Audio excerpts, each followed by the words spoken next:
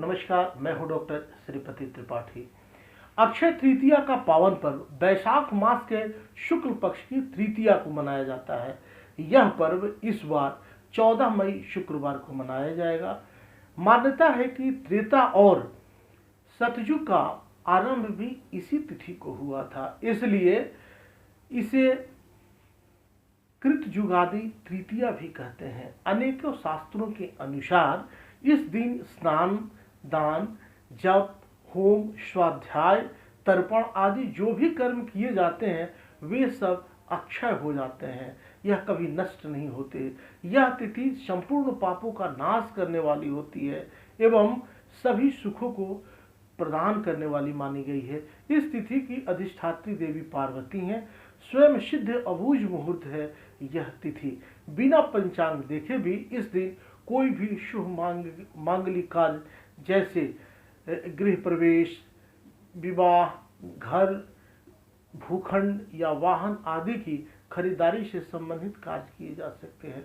तृतीया तिथि को पार्वती जी ने अमोघ फल देने की सामर्थ्य का आशीर्वाद दिया था। उस आशीर्वाद के प्रभाव से इस तिथि को किया गया कोई भी कार्य निष्फल नहीं होता। व्यापार आरंभ करना, गृह प्रवेश करना, वैवाहिक कार्य करना, सकाम अनुष्ठान करना, दान पुण्य करना, पूजा पाठ, यह सभी अक्षय रहते हैं, अर्थात वह कभी नष्ट नहीं होते।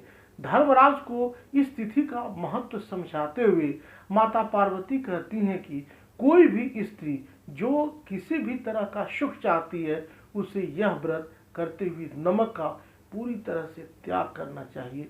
स्वयं में भी यही व्रत करके मैं भगवान शिव के साथ आनंदित रहती हूँ।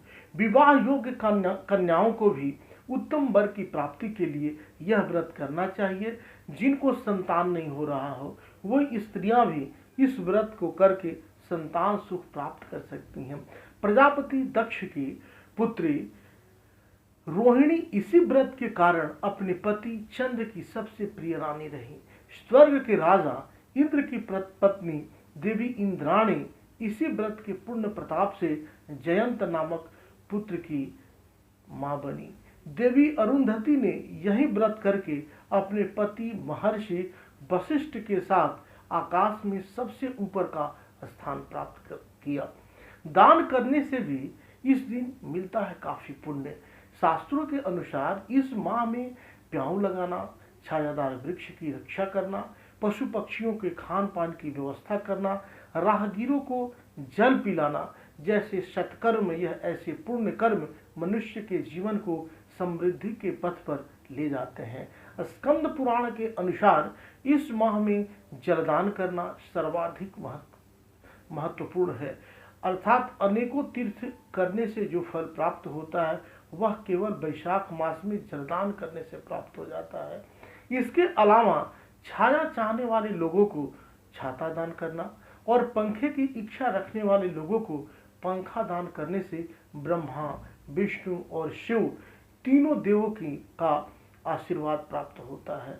जो विष्णु प्रिय वैशाख में पादुका दान करता है वह यमदूतों का तिरस्कार करके विष्णुलोक को प्राप्त कर जाता है, विष्णुलोक को जाता है।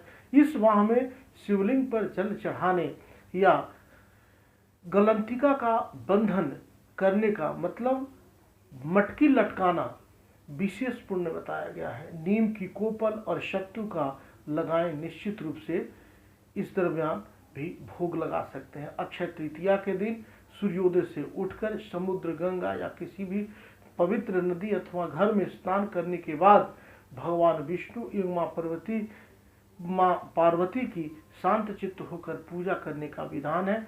इस दिन लक्ष्मी नारायण की पूजा सफेद पीले रंग के कमल या गुलाब के पुष्प से करनी चाहिए। नैवेद्य में गेहूं, जौ, चने का सत्तू, मिश्री, नीम की कोपल, ककड़ी और चने की भीगी दाल अर्पित की जाती है। मान्यता है कि इस दिन सत्तू अवश्य खाना चाहिए।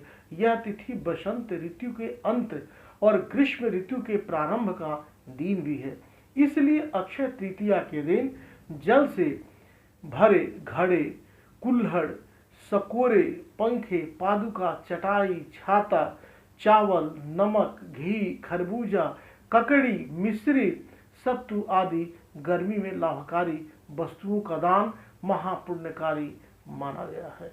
लक्ष्मी नारायण के साथ साथ ही सुख सौभाग्य हेतु सुख सौभाग्य की समृद्धि हेतु इस दिन भगवान शिव और माता पार्वती जी का पूजन भी किया जाता है।